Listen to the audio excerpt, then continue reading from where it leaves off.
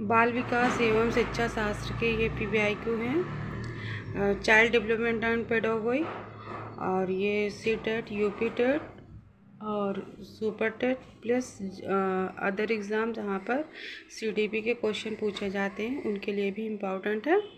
तो चलिए हम स्टार्ट करते हैं क्वेश्चन से। हेलो फ्रेंड्स, मैं वर्षा आप सबका वाना क्रिएटिव में स्वागत करती हूँ और हम PYQ से स्टार्टिंग करते हैं। तो PYQ में फर्स्ट क्वेश्चन हम देख रहे हैं CDP का।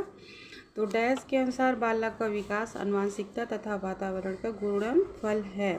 तो वातावरण का गुणनफल है तो आंसर होगा हमारा ए, वुडवर्थ।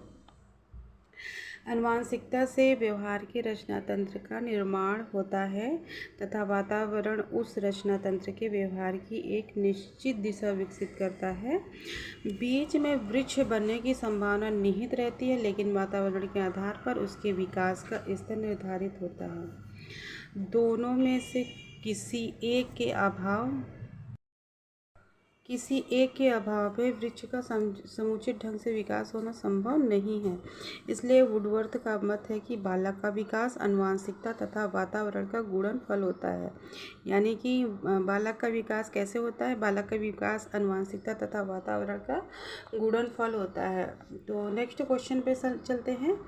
1 सेकेंड, यहाँ पे मतलब किसने कहा है बालक का विकास आनुवंशिकता तथा वातावरण का गुणनफल है? तो याद रखना है वुडवर्थ का। नेक्स्ट क्वेश्चन पे चलते हैं। मनोविज्ञान ने सर्वप्रथम अपनी आत्मा का परित्याग किया, फिर अपने मन का और अपनी चेतना का। अभी वह एक प्रकार के व्यवहार को संजोए है। कथन था ये हमारा ऑप्शन सी, वुडवर्थ का।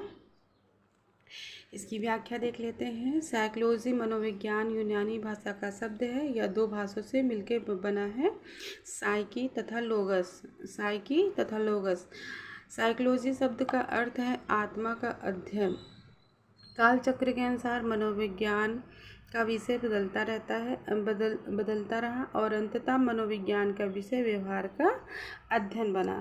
तो यहाँ पर ये देखिए, आत्मा, मन, चेतना, व्यवहार, इसको हम आत्म चव के मतलब नाम से ट्रिक के माध्यम से लर्न कर सकते हैं। आत्मचव यानी कि आ से आत्मा हो गया, मा से मन हो गया और चा से चेतना हो गया, व से व्यवहार हो गया।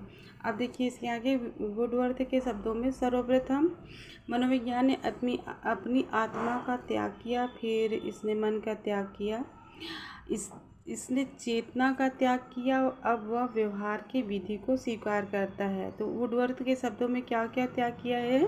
तो सर्वप्रथम मनोविज्ञान ने अपनी आत्मा को त्यागा, फिर उसने मन को त्यागा, फिर उसने चेतना का त्याग किया। अब वह व्यवहार के विधि को स्वीकार करता है। देखिए जैसे ये बताया, आत्म चौ यानी आत्मा, आ से आत्मा हो गया, माँ से मन हो गया, चा से चेतना हो गया, वा से व्यवहार जो है व्यवहार की विधि को अभी वैज्ञानिक जो है मनोवैज्ञानिक स्वीकार करते हैं। तो नेक्स्ट क्वेश्चन पे चलते हैं। नेक्स्ट क्वेश्चन है हमारा, मनोलैंगिक विकास में सुप्तावस्था का वर्ष अंतराल संबंधित है। मनोलैंगिक विकास में सुप्तावस्था का वर्ष अंतराल संबंधित है। तो ऑप्शन होगा यहाँ पे 6 से यौवन तक। इसकी व्याख्या, मनोलैंगिक विकास का सिद्धांत सिगमंड फ्रायड के अनुसार दिया गया है।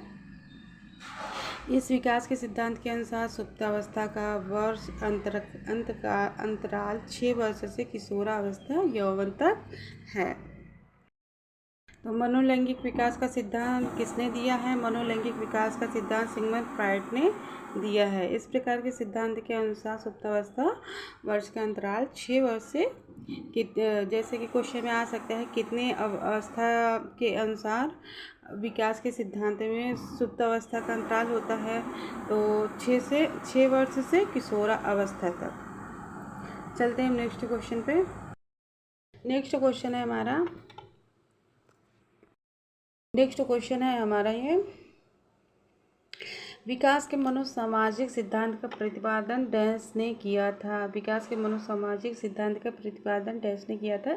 तो किसने किया था? यहाँ पे एरिक्सन ने किया था। तो इसकी व्याख्या करते हैं। विकास के मनोसामाजिक विकास के सिद्धांत का प्रतिपादन सन 1950 में एरिक्सन ने किया था। किसने किया था मनोसामाजिक विकास के सिद्धांत का प्रतिपादन? तो 1950 में एरिक्सन ने किया था। अब इनका मानना था कि विकास में जैविक कारकों की अपेक्षा सामाजिक कारकों की महत्वपूर्ण भूमिका होती है। जैविक कारकों की अपेक्षा सामाजिक कारकों की महत्वपूर्ण भूमिका होती है। एरिक्सन के सिद्धांत के अनुसार पूरा जीवन विकास के 8 चरणों से होकर गुजरता है। प्रत्येक चरण में एक विशिष्ट विकासात्मक मानक होता है जिसे पूरा करने में आने वाली समस्याओं का समाधान करना आवश्यक होता है। एरिक्सन के अनुसार समस्या कोई संकट नहीं होती, बल्कि संवेदनशीलता और सामर्थ्य को बढ़ाने वाला महत्वपूर्ण बिंदु होता है। तो विकास के मनोसामाजिक विकास के सिद्धांत का प्रतिपादन किसने किया? तो सन 1950 में एरिक्सन ने किया है। और जैविक कारकों की अपेक्षा सामाजिक कारकों की महत्वपूर्ण भूमिका होती है, ऐसा एरिक्सन के सिद्धांत के अनुसार यहाँ जीवन विकास के 8 चरणों से होकर गुजरता है। प्रत्येक चरणों में एक विशिष्ट विकासात्मक मानक होता है जिसे पूरा करने में आने वाली समस्याओं का समाधान करना आवश्यक होता है। एरिक्सन के अनुसार समस्या कोई संकट नहीं होती, बल्कि संवेदनशीलता और सामर्थ्य को बढ़ाने वाला महत्वपूर्ण बिंदु होता है। चलते हैं नेक्स्ट क्वेश्चन पे। नेक्स्ट क्वेश्चन है डैश के अनुसार इदम, अहम तथा परा अहम व्यक्तित्व के 3 घटक हैं। तो ये किसने कहा है? तो ये फ्रायड जी ने कहा है। तो फ्रायड इसकी व्याख्या कर लेते हैं। फ्रायड ने व्यक्तित्व को स्पष्ट करने के लिए मनोविश्लेषणात्मक सिद्धांत का प्रतिपादन किया है। व्यक्तित्व के मनोविश्लेषणात्मक सिद्धांत के 2 मुख्य संप्रदाय चेतन और अर्धचेतन व अचेतन। अर्धचेतन को ही अचेतन तथा इदम, अहम व परा अहम माने जाते हैं। फ्रायड ने व्यक्तित्व की संरचना में इदम, अहम एवं परा अहम इन तीनों तत्वों को विशेष महत्व दिया है। तो इदम है, अहम है, परा अहम, ये तत्व हैं। यहाँ पे संबंध देखते हैं। इदम है जन्मजात वंशानुगत क्षेत्र है, और अहम क्या है? यथार्थ जगत से है, और परा अहम क्या है? नैतिक मूल्य, आत्मा की अंतःकरण की पुकार है। तो चलते हैं नेक्स्ट क्वेश्चन पे। यहाँ पे है नेक्स्ट क्वेश्चन, किस व्यवहारवादी का मानना है कि अन्य व्यवहारों की भांति भाषा की क्रिया प्रसूत अनुबंधन द्वारा सीखी जाती है? किस व्यवहारवादी का मानना है कि अन्य व्यवहारों की भांति भाषा की क्रिया प्रसूत अनुबंधन द्वारा सीखी जाती है? तो ये स्किनर के अनुसार सीखा जाता है। तो इसकी व्याख्या करते हैं। प्रसिद्ध व्यवहारवादी अमेरिका मनोवैज्ञानिक V.F. स्किनर ने अपनी पुस्तक द बिहेवियर ऑफ ऑर्गेनिज्म में सीखने के सिद्धांत का प्रतिपादन किया है। इनकी पुस्तक का नाम क्या है स्किनर के? The behaviour of organism. और इनका पूरा नाम क्या है? ये V.F. स्किनर नाम है। और ये कहाँ के रहने वाले हैं? तो ये अमेरिका के रहने वाले हैं स्किनर जी। और इन्होंने कौन सा सिद्धांत दिया था? तो सिद्धांत दिया था क्रिया प्रसूत अनुबंधन सिद्धांत दिया है। और इस सिद्धांत के अनुसार व्यवहार की पुनरावृत्ति उससे प्राप्त परिणामों पर निर्भर करता है, अर्थात पुनर्बल प्राप्त होने पर व्यक्ति व्यवहार को बार बार दोहराता है। इसी आधार पर गणित में पहाड़े तथा भाषा में वर्तनी, विलोम व मुहावरे आदि याद करते समय इस सिद्धांत का प्रयोग किया जाता है। तो चलते हैं नेक्स्ट क्वेश्चन। नेक्स्ट क्वेश्चन है, निम्न में से कौन केंद्रीय प्रवृत्ति का माप नहीं है?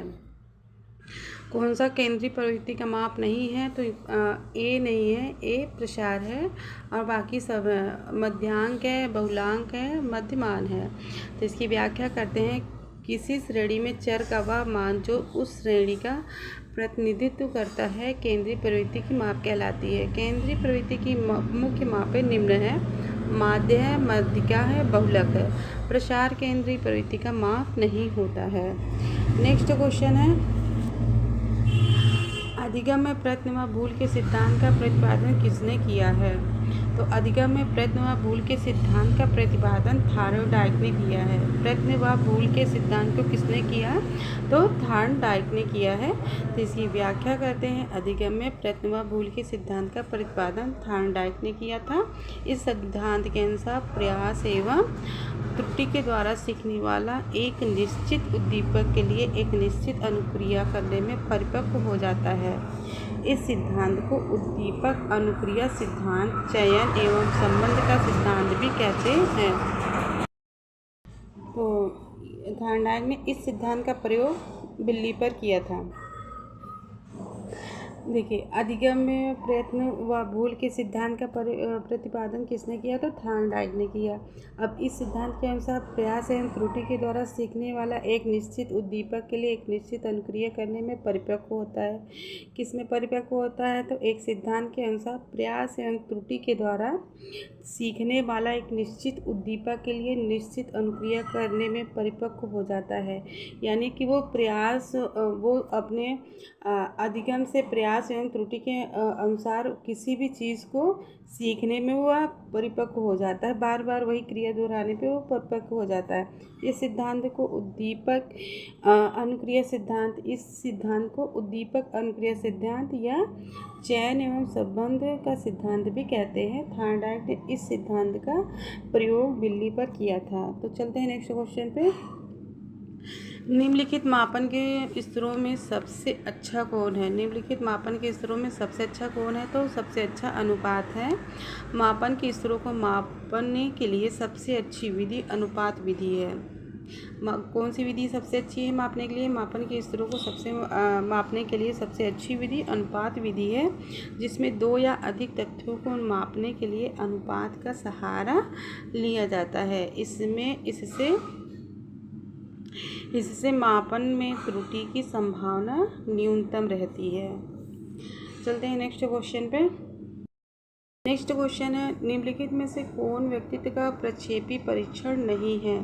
तो प्रक्षेपी परीक्षण कौन सा नहीं है? तो ऑप्शन होगा डी यहाँ पे 16PF परीक्षण। तो प्रक्षेपी परीक्षण किसे कहते हैं? अब ये पहले समझते हैं। तो प्रक्षेपी परीक्षण वह परीक्षण होता है जिसमें व्यक्ति के विचारों की अभिव्यक्ति होती है तथा उसके अभिव्यक्ति से उसके व्यक्तित्व का मापन होता है, जैसे रोरशॉक स्याही धब्बा परीक्षण और TAT तथा शब्द साहचर्य परीक्षण। जबकि 16PF परीक्षण अप्रक्षेपी परीक्षण है, जिसमें व्यक्ति के सामने प्रश्नों को रखा जाता है तथा उसका जवाब प्रश्न के विकल्प से प्राप्त किया जाता है। इन प्रश्नों की संख्या 164 होती है। नेक्स्ट क्वेश्चन है, आवश्यकता का पदानुक्रम सिद्धांत द्वारा प्रतिपादित किया गया है। तो ये मैस्लो के द्वारा, देखिए यहाँ पे ये 6 to 8 का है। 2 फरवरी 2016 के PYQ इसमें दिए गए हुए हैं।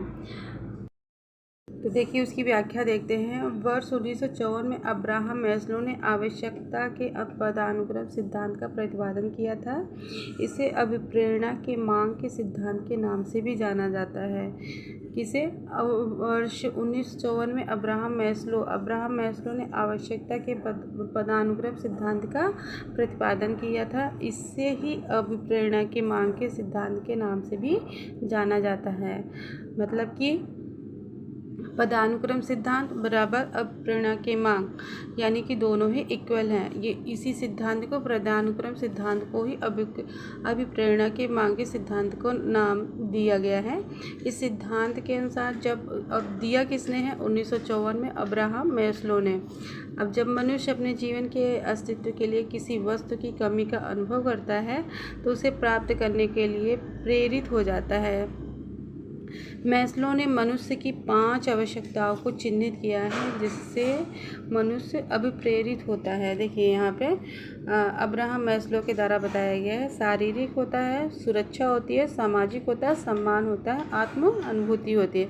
जैसे कि सबसे पहले उसका क्या होता है कि अपने शारीरिक जितने भी हैं उसको जैसे कि कोई भी है पहले अपनी शारीरिक क्षमता के अनुसार सारा काम करता है, फिर अगर उससे ऊपर उठता है तो वो सुरक्षा पे काम करता है, फिर उससे ऊपर उठा तो वो सामाजिक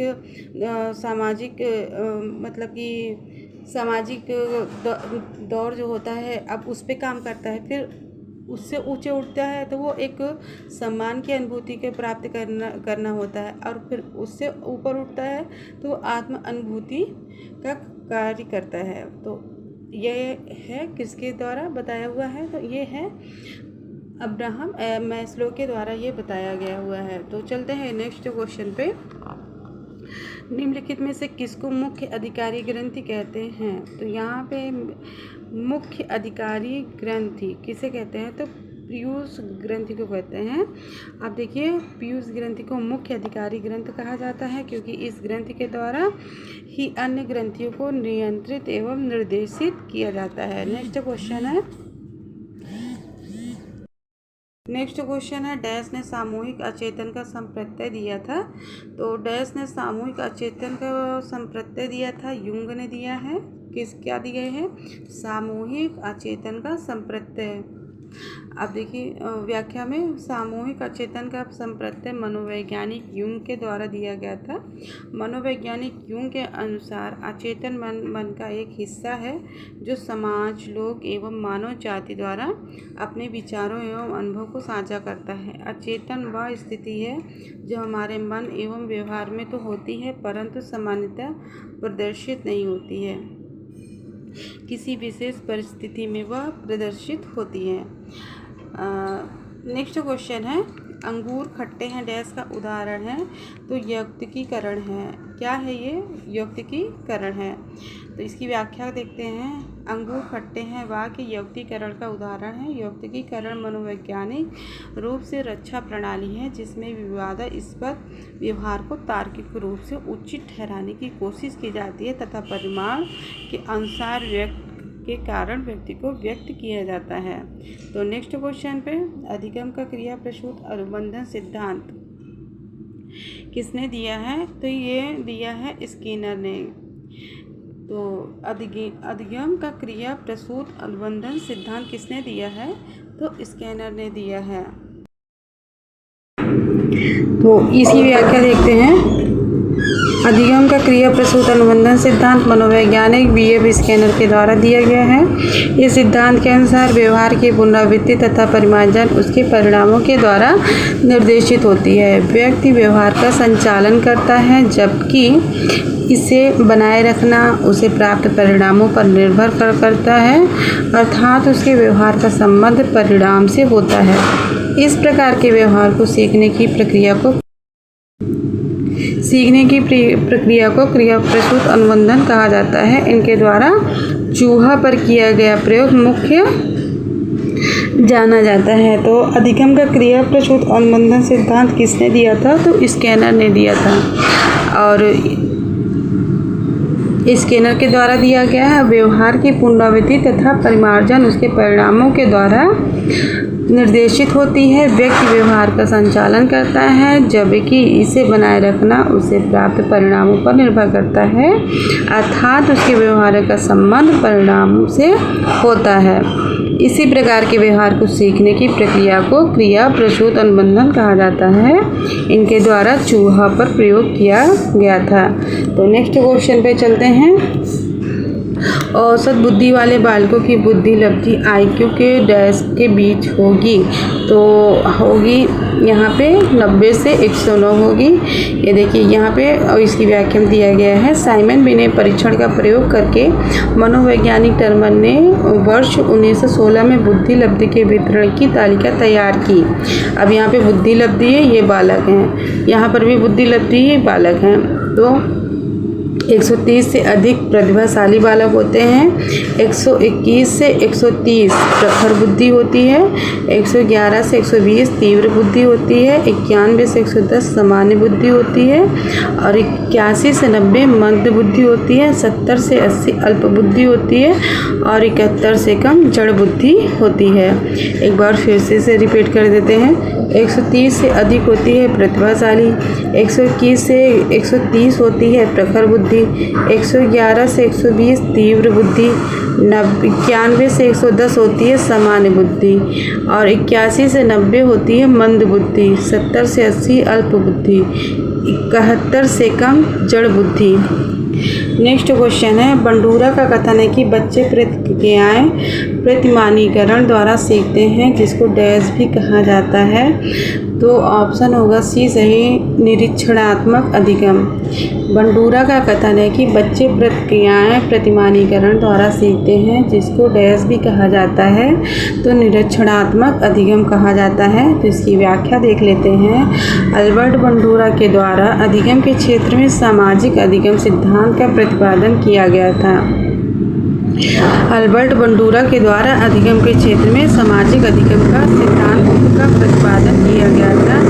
इसके अनुसार बच्चे प्रतिक्रियाएं प्रतिमानीकरण द्वारा सीखते हैं जिसे निरीक्षणात्मक अधिगम भी कहा जाता है, जिसमें बच्चे अपने से बड़ों का व्यवहार का निरीक्षण करके उसी तरीके के व्यवहार को प्रदर्शित करते हैं। नेक्स्ट क्वेश्चन पे चलते हैं। पियाजे के संज्ञानात्मक विकास सिद्धांत में अमूर्त तर्क एवं परिपक्व नैतिक चिंतन किस अवस्था की विशेषताएं हैं? तो ये ऑप्शन सी होगा, औपचारिक संक्रिय अवस्था। तो इसकी व्याख्या कर लेते हैं। पियाजे के संज्ञानात्मक विकास की 4 अवस्थाएं होती हैं। कौन कौन सी है? तो वो संवेदनात्मक गामक अवस्था जन्म से 2 वर्ष तक, पूर्व सक्रियात्मक अवस्था 2 से 7 वर्ष तक, मूर्त सक्रियात्मक अवस्था 7 से 11 वर्ष तक, औपचारिक संक्रियात्मक अवस्था 11 से 14 वर्ष तक और चतुर्थ अवस्था में बालक में चिंतन में पूर्ण क्रमबद्धता आ जाती है तथा अमूर्त तर्क एवं परिपक्व नैतिक चिंतन का विकास हो जाता है। यहाँ पे संवेदनात्मक गामक अवस्था होती है जीन पियाजे के अनुसार 0 से 2 वर्ष तक, यानी कि जन्म से 2 वर्ष तक, और प्रिय सक्रियात्मक अवस्था होती है 2 से 7 वर्ष तक, मूर्त संक्रियात्मक अवस्था 7 से 11 वर्ष, औपचारिक संक्रियात्मक अवस्था 11 से 14 वर्ष तक। तो नेक्स्ट क्वेश्चन पे चलते हैं। डैश जन्मजात व्यक्तित्व गुणों का योगफल है? तो वंशानुक्रम जन्मजात का व्यक्तित्व गुणों का योगफल है। इसकी व्याख्या कर लेते हैं। आनुवंशिकता का विकास शारीरिक एवं मानसिक गुणों से के संरक्षण से होता है जो माता पिता से बच्चों में जीन्स के माध्यम से प्रवेश करता है। इसके द्वारा वंशानुक्रम निर्धारण भी होता है। इसलिए कहा जाता है कि वंशानुक्रम जन्मजात व्यक्तित्व गुणों का योगफल है। V.N. झा के अनुसार वंशानुक्रम व्यक्ति की जन्मजात विशेषताओं का पूर्ण योग है। किसके द्वारा? तो V.N. झा के अनुसार वंशानुक्रम व्यक्ति की जन्मजात विशेषताओं का पूर्ण योग है। तो नेक्स्ट क्वेश्चन पे चलते हैं। मनोवैज्ञानिकों के अनुसार निम्नलिखित में से किस विधि द्वारा मूल प्रवृत्तियों में परिवर्तन लाया जा सकता है? मनोवैज्ञानिकों के अनुसार निम्नलिखित में से किस विधि द्वारा मूल प्रवृत्तियों में परिवर्तन लाया जा सकता है? तो मार्गान्तीकरण के द्वारा। तो मार्गान्तीकरण ऑप्शन बी सही है। मार्गान्तीकरण जो है अर्थात पुनः निर्देशन के द्वारा मूल प्रवृत्तियों में परिवर्तन लाया जा सकता है। मार्गान्तीकरण का अर्थ है मूल प्रवृत्ति की क्रियाशीलता को अच्छे कार्य दिशा की ओर मोड़ना, यानी कि जो हमारी मूल है, जो हमारे कर्तव्य हैं, उनकी क्रियाशीलता को अच्छे कार्य की दिशा की ओर मोड़ना, उसी को हम क्या कहते हैं? मार्गान्तीकरण कहते हैं। तो नेक्स्ट क्वेश्चन पे चलते हैं। नेक्स्ट क्वेश्चन है, प्रत्ययों का बनते रहना एक डैश प्रक्रिया है। प्रत्ययों का बनते रहना एक डैश प्रक्रिया है। तो यह संचयी प्रक्रिया है? प्रत्ययों का बनते रहना एक संचयी प्रक्रिया है। इसकी व्याख्या देखते हैं। प्रत्ययों के बनते रहना एक संचयी प्रक्रिया है जिसके अंतर्गत लगभग तथ्यों का संग्रह करके प्रत्ययों का निर्माण किया जाता है। संचयी का तात्पर्य इकट्ठा संग्रह करना होता है। नेक्स्ट क्वेश्चन है, निम्नलिखित में से कौन सा भूलने का कारण नहीं है? निम्नलिखित में से कौन सा भूलने का कारण नहीं है? तो ऑप्शन होगा डी सही, शिक्षक की योग्यता। जिसकी व्याख्या कर लेते हैं। तो अधिगम प्रक्रिया के अंतर्गत बालकों में भूलने की प्रवृत्ति उनमें उत्पन्न मानसिक या शारीरिक दोष के कारण होती है। इसके अलावा मानसिक द्वंद्व, पुनरावृत्ति का अभाव एवं सीखने की मात्रा अधिकता की स्थिति में भूलने के कारण, किंतु बालक के भूलने के कारणों में किसी भी प्रकार से शिक्षक के योगदान नहीं होता है। शिक्षक का योगदान नहीं होता है भूलने के कारण में, किसी भी प्रकार के से शिक्षक का योगदान नहीं होता है। तो चलते हैं नेक्स्ट क्वेश्चन पे। नेक्स्ट क्वेश्चन है हमारा स्पीयरमैन 1904 के अनुसार तर्क करने की क्षमता और समस्या समाधान करने की क्षमता कहलाती है, जी कारक कहलाती है। तो इसकी व्याख्या करते हैं। ब्रिटेन के मनोवैज्ञानिक स्पीयरमैन ने बुद्धि के द्विकारक सिद्धांत का प्रतिपादन किया है। इस सिद्धांत के अनुसार बुद्धि संरचना दो कारकों से मिलकर बनी है। पहला है सामान्य योग्यता कारक जी फैक्टर और विशिष्ट योग्यता कारक एस फैक्टर। किसके द्वारा ये जी फैक्टर दिया गया है और एस फैक्टर? तो स्पीयरमैन के द्वारा दिया गया है, और जहाँ पे उन्होंने बुद्धि के द्विकारक सिद्धांत का प्रतिपादन किया है। तो जी कारक क्या है? अब जी कारक एक जन्मजात प्रतिभा कारक के रूप में माना जाता है और प्रत्येक व्यक्ति में इसकी मानसिकता क्षमता भिन्न भिन्न प्रकार की होती है। इसलिए प्रत्येक व्यक्ति में प्रत्येक मानसिक कार्य करने की क्षमता भी निश्चित होती है। अतः जी कारक के कारण ही तर्क करने की क्षमता और समस्या समाधान करने की क्षमता का निर्धारण होता है। नेक्स्ट क्वेश्चन है, पढ़ाते समय सामान्य कक्षा में अध्यापक का सर्वाधिक ध्यान किस मनोवैज्ञानिक तथ्य पर होना चाहिए? तो व्यक्तिक विभिन्नता पर। देखिए, पढ़ाते समय सामान्य कक्षा में शिक्षक को सर्वाधिक ध्यान कक्षा में बैठे बालकों के व्यक्तिक भिन्नता पर देना चाहिए, क्योंकि सभी बालक में बुद्धि क्षमता का स्तर अलग अलग होता है। साथ ही उनकी वातावरणीय स्थिति भिन्न होती है, जिसके कारण बालकों में अधिगम क्षमता में भिन्नता पाई जाती है। अतः अध्यापक को इसका विशेष ध्यान देना चाहिए ताकि बच्चों की अधिगम क्षमता के अनुसार अधिगम कार्य किया जा सके और सभी बालकों का समान रूप से विकास हो। तो नेक्स्ट क्वेश्चन पे चलते हैं। नेक्स्ट क्वेश्चन है, अधिगम स्थानांतरण के द्वितत्व सिद्धांत के प्रवर्तक थे। तो अधिगम द्वितत्व सिद्धांत के प्रवर्तक थे स्पीयरमैन, जिसने जी और एस फैक्टर दिया था। तो अधिगम स्थानांतरण के द्वितत्व सिद्धांत का प्रतिपादन ब्रिटेन के मनोवैज्ञानिक, ये कहाँ के थे? स्पीयरमैन तो ब्रिटेन के थे। मनोवैज्ञानिक स्पीयरमैन के अनुसार बुद्धि की संरचना दो तत्वों से मिलकर बना है, सामान्य योग्यता कारक जिसे कहते हैं जी फैक्टर और विशिष्ट योग्यता कारक जिसे कहते हैं एस फैक्टर। आमतौर पर जीवन में सामान्य बुद्धि का प्रयोग ही किया जाता है। जहाँ तक विशिष्ट बुद्धि का प्रश्न है, वहाँ हर व्यक्ति में भिन्न प्रकार की होती है। स्पीयरमैन के अनुसार अधिगम स्थानांतरण विशिष्ट योग्यता न होकर समान योग्यता में होती है। नेक्स्ट क्वेश्चन है, सीखी हुई बात को स्मरण रखने या पुनः स्मरण करने की असफलता कहलाती है विस्मृति। यहाँ पर विस्मृति यानी कि भूलने से संबंधित है। विस्मृति का अर्थ ही है कि भूलना। सीखी हुई बात को स्मरण करने या पुनः स्मरण करने की असफलता विस्मृति कहलाती है। विस्मृति का तात्पर्य भूलना होता है जिसमें कोई तथ्य याद नहीं हो पाता है, इस दोष को विस्मृति कहते हैं। नेक्स्ट क्वेश्चन है, व्यक्ति में उन मनोशारीरिक अवस्थाओं का गतिशील संगठन। देखिए क्वेश्चन, व्यक्ति में उन मनोशारीरिक अवस्थाओं का गतिशील संगठन जो उसके पर्यावरण के साथ अद्वितीय सामंजस्य निर्धारित करता है कहलाता है व्यक्तित्व। ऑप्शन ए सही है, व्यक्तित्व। आलपोर्ट के अनुसार व्यक्तित्व व्यक्ति में उन मनोशारीरिक अवस्थाओं आलपोर्ट के अनुसार व्यक्तित्व व्यक्ति में उन मनोशारीरिक अवस्थाओं का गतिशील संगठन है जो उसके पर्यावरण के साथ उसका अद्वितीय सामंजस्य निर्धारित करता है। अर्थात व्यक्तित्व की प्रकृति संगठनात्मक तथा गत्यात्मक व्यक्ति में मानसिक तथा शारीरिक दोनों ही प्रकार के गुण समाहित रहते हैं तथा व्यक्तित्व वातावरण के साथ समायोजन से अभिलक्षित होता है। नेक्स्ट क्वेश्चन है हमारा, सामान्य पुरुष में XY गुणसूत्र होते हैं जबकि सामान्य महिला में डैश होता है। तो यहाँ पे होता है XX गुणसूत्र होता है प्रत्येक महिला में।